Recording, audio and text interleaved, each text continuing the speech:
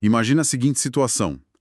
Pensa num país que decide, assim, da noite para o dia, que uma certa música folk ou um prato típico específico é o símbolo máximo da identidade deles. Uhum.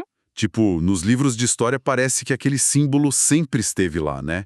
Desde a fundação da pátria inabalável, eterno. Sim, como se fosse algo quase mágico, né? Exato.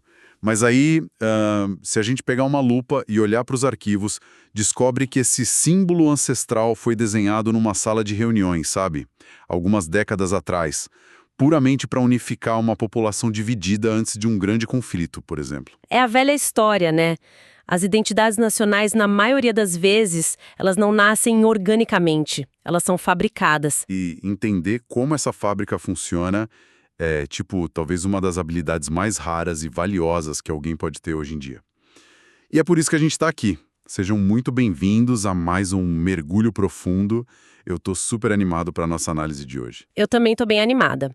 Porque essa premissa de entender a fabricação da identidade é fundamental para quem quer parar de ser refém das notícias diárias, sabe? Com certeza. A gente tende a olhar para as nações e para os conflitos delas como se fossem fenômenos da natureza, como tempestades inevitáveis. Mas, na verdade, existe toda uma engenharia por trás do que a gente chama de narrativas nacionalistas. É uma engenharia bem complexa. Muito!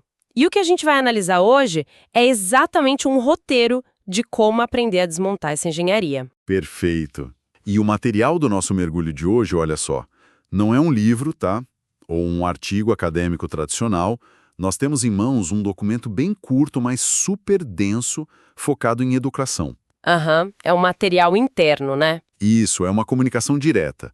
Uma mensagem de uma equipe de ensino para os estudantes que acabaram de chegar na chamada Seção 8, de um curso universitário intensivo. Um curso focado em política e narrativas globais. Exatamente. E o que torna esse documento fascinante não é o fato de ser um simples aviso de cronograma, mas sim a estrutura pedagógica que ele revela. Ele mostra passo a passo como essas mentes analíticas são treinadas para decodificar essa tal fabricação de identidades. E a primeira coisa que chama atenção, e que é muito legal da gente pontuar, é o tom deles. Nossa, sim. É surpreendentemente acolhedor, né? Demais! A equipe de ensino faz questão de dizer logo de cara que tem sido, nas palavras deles, um grande prazer e privilégio acompanhar a jornada da turma até a metade do caminho. É muito bacana ver isso num ambiente acadêmico que costuma ser tão rígido. Mas por que essa comunicação importa para quem acompanha a gente agora? Bom, porque entender como essa equipe estrutura a pausa, a síntese e a absorção de informações é um modelo perfeito, sabe? Para qualquer pessoa que busque se manter bem informada, sem se sentir esmagada por aquela sobrecarga de dados do dia a dia. Nossa, sobrecarga é a palavra. Hoje em dia a gente é bombardeado o tempo todo. Exato. E a primeira lição que a gente pode tirar desse documento não tem nem a ver com política internacional ainda, mas com cognição. Como assim? O texto marca a metade exata do curso e a instrução da equipe é muito clara. Eles pedem para parar. Uma parada obrigatória. Isso. Eles exigem uma interrupção no fluxo de novas informações. Tem uma instrução explícita para que a turma use essa seção 8 não para ler nada inédito, mas para sintetizar tudo que foi absorvido até ali. Eles dão até opções variadas para isso, né? Sim. Oferecem diferentes métodos para garantir que ocorra uma síntese real antes da segunda metade do curso. O que é fascinante aqui é essa diferença crucial entre acumular informações passivamente e sintetizar ativamente o conhecimento. E dar essas opções mostra que a escolha ativa faz parte da ancoragem do aprendizado. Olha, isso vai na contramão de quase tudo que a gente vê na cultura de hoje. A nossa tendência natural é querer devorar a próxima página, o próximo podcast, quer dizer, o próximo áudio, a próxima manchete. Aquele medo de ficar de fora, o FOMO, né? Exato. Mas a equipe que desenhou esse currículo entende algo crucial sobre a carga cognitiva. Isso me lembra muito a lógica do montanhismo. Ah, boa. Como assim? Pensa no Everest. Ninguém escala o Everest de uma vez só, num tiro só. É preciso montar um acampamento base no meio do caminho, sabe? É vital para a sobrevivência. Pois é. Ficar lá por um tempo, não só para descansar as pernas, mas para permitir que o corpo se aclimate ao lar rarefeito, checar os suprimentos, organizar o equipamento, ver se as cordas estão firmes. Não dá para continuar subindo no escuro sem fazer isso. Tentar o cume direto é pedir para a montanha te engolir. A analogia do acampamento base é muito precisa, porque a aclimatação, nesse contexto de um aprendizado complexo, é justamente o processo de transformar a acumulação passiva em síntese ativa. Aham. Acumular fatos soltos sobre geopolítica é como jogar um monte de ferramentas dentro de uma mochila de qualquer jeito. A mochila fica pesada, desorganizada e inútil na hora de uma emergência. Ninguém acha nada ali dentro. Exato. A síntese, por outro lado, é o ato de tirar tudo da mochila, entender para que serve cada ferramenta e organizar tudo num cinto de utilidades. Ao forçar essa pausa, o currículo garante que o instrumental teórico esteja afiado e acessível. Porque a segunda metade do curso, segundo eles mesmos avisam, vai ser bem mais pedreira, né? Muito mais complexa. Eles preparam o terreno para isso. Ok, vamos desempacotar isso então. Qual é, afinal, essa ferramenta principal que vai ser levada para a segunda metade da jornada? A fonte é bem clara sobre isso. Sim, eles chamam de Método de Estudos Culturais. E o objetivo é usar esse método para entender a variedade de maneiras pelas quais as narrativas nacionalistas são moldadas. A teoria soa bonita, mas na prática, como esse método opera no mundo real? Ele opera mudando o foco da investigação. Em vez de focar só nos tratados assinados por generais ou naquelas fronteiras desenhadas nos mapas... A macropolítica tradicional, digamos. Isso. Em vez disso, o método investiga o tecido mole da sociedade. Pense em como uma narrativa de pertencer a uma nação é construída na cabeça de um cidadão comum. No dia a dia da pessoa. Exato. O analista vai olhar os livros didáticos que as crianças leem, quais heróis são exaltados na escola, quais batalhas são ignoradas.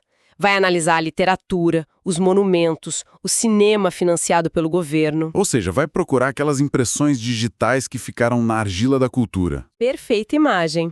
É exatamente isso. Imagina um país fictício que acabou de ficar independente. O método não vai ler só a declaração de independência. Ele vai olhar o que acontece depois. Sim.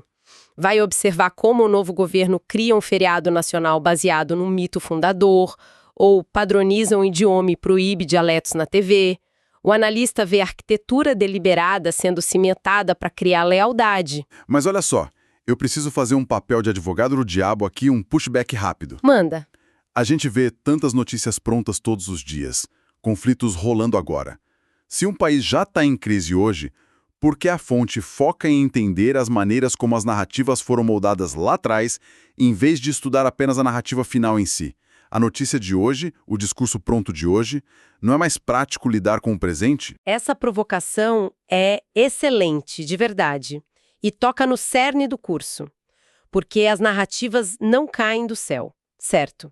Elas são construídas peça por peça. Aham. Se o foco for só na narrativa final, o discurso da notícia de hoje, quem analisa acaba tratando essa narrativa como um dado da natureza. E acaba comprando a ideia do criador do discurso. Exatamente. Aceita-se a premissa que os criadores querem que seja aceita.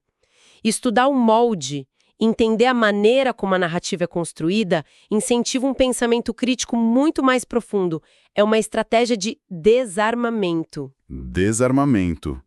Gostei desse termo. Explica melhor. Pensa na narrativa final como uma máquina operando.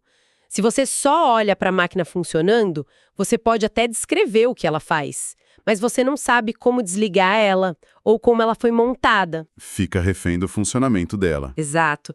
Quando se investiga o molde, se procura os fios expostos. Entender que uma justificativa histórica para uma guerra moderna foi, na verdade, uma interpretação seletiva criada por uma elite no passado, isso tira a aura de destino sagrado do conflito. Sem entender o molde, a gente só reage aos sintomas e ignora a causa. É tipo cartografia, né? Em vez de te dar um mapa pronto e colorido, a metodologia exige que você estude como desenhar mapas primeiro. Nossa, metáfora perfeita. Porque quando se aprende que quem segura a caneta decide o que entra e o que sai do mapa, a gente percebe que tem favela que some, tem um bairro nobre que é desenhado maior, Quando a gente entende essa cartografia da informação, nunca mais olha para mapa nenhum com a mesma ingenuidade. Essa é a essência do pensamento crítico que o curso exige. Aprender a ler as intenções do cartógrafo pede muito esforço cognitivo. O cérebro tem que desaprender a ser passivo. É por isso que o acampamento base que a gente falou é tão vital. Não é um luxo, é sobrevivência acadêmica. Com certeza. Porque a segunda metade do curso, revelada no documento, não perdoa falhas. E isso nos leva para o campo de provas, onde essa ferramenta vai ser usada na prática. O documento anuncia os alvos dos próximos estudos de caso aprofundados. E não são cenários nada fáceis. Longe disso. Os alvos são Síria, Nigéria e Mianmar. E aqui, gente, é super importante a gente fazer um parêntese e deixar uma diretriz rigorosa bem clara. Uma regra de ouro para nossa análise. Sim, o nosso objetivo hoje não é tomar partidos nem julgar eventos ou dizer quem está certo ou errado nas dinâmicas internas desses países, tá? A gente vai manter uma postura absolutamente neutra. Uma visão política, beleza. E se conectarmos isso a um panorama maior, a escolha desses países mostra um rigor absurdo. O curso está elevando a complexidade de forma dramática. Eles não pegaram um caso simples. De jeito nenhum. Aplicar análise de narrativas nacionalistas a países com contextos tão densos, tão únicos e historicamente intrincados, vai exigir absolutamente tudo que foi sintetizado na primeira metade. Vamos voltar para a nossa analogia do mapa, da cartografia, pegando a Nigéria, por exemplo. Não é desenhar um mapa num terreno vazio. É tentar entender um mapa onde centenas de grupos étnicos diferentes foram colocados dentro de uma mesma fronteira, e uma fronteira desenhada por potências coloniais de fora, né? Exato. Como é que se forma uma narrativa nacionalista quando o contorno da nação não nasceu de uma identidade prévia, mas de uma amalgamação administrativa? É um super desafio. O estudante vai ter que observar o choque constante entre narrativas regionais ou religiosas muito profundas e o esforço do Estado Central nigeriano para construir uma narrativa de nação unida. Vai ter que olhar as escolas, os símbolos, o que é ensinado no sul versus o que é ensinado no norte. Desatar nós históricos envolvendo legado colonial, recursos, apropriação cultural. É muito complexo. E a Síria? O cenário ganha outras camadas de complicação, porque lá não tem só fronteira colonial.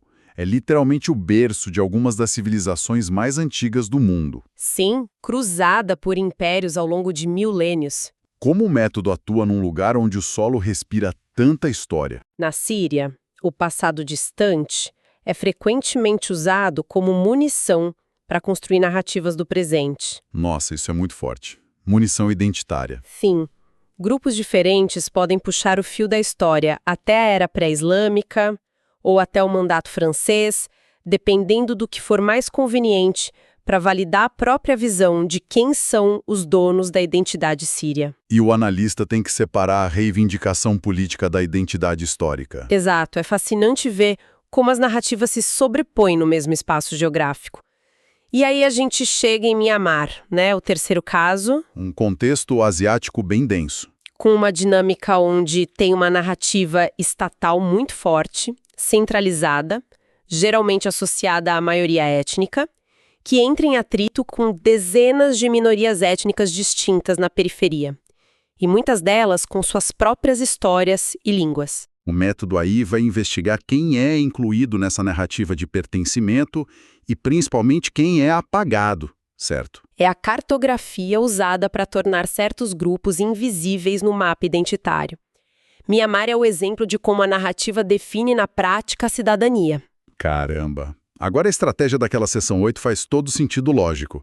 Tentar jogar a turma direto nessas realidades hipercomplexas da Síria, Nigéria e Mianmar, sem organizar o pensamento antes. Seria um desastre, a carga emocional e informacional ia criar opiniões muito rasas. O acampamento base era vital, porque o terreno ia ficar extremamente acidentado. Sensacional. Bom, se a gente fizer um resumo rápido da evolução dessa nossa discussão. Vamos lá. Primeiro, a importância de parar na metade do caminho, na seção 8, para sintetizar ideias, recusando a pressa.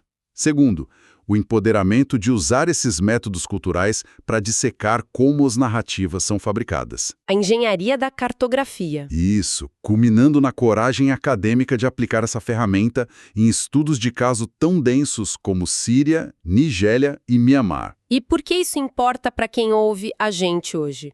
Porque adotar essa mentalidade metodológica pode transformar qualquer pessoa. Deixar de ser um consumidor passivo. Exatamente. Transformar um mero consumidor passivo de informações num analista crítico do próprio mundo.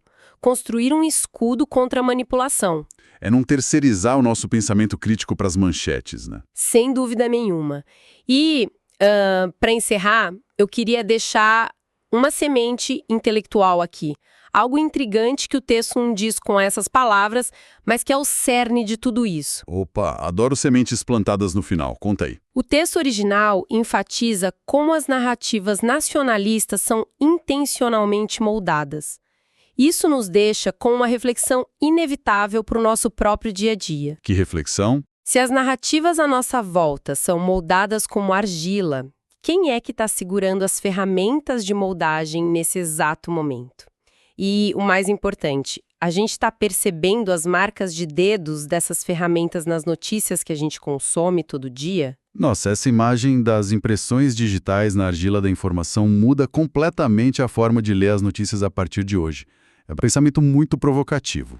Faz a gente questionar tudo, né? Faz mesmo. Olha, é muito recompensador poder abrir a caixa preta de métodos assim e ver as engrenagens funcionando por trás das cortinas. É um aprendizado e tanto. Com certeza. Um grande abraço a todos que reservaram esse tempo essencial para fazer essa pausa e sintetizar essas ideias com a gente. Mantenha um olhar sempre afiado para a cartografia ao redor e até o nosso próximo mergulho.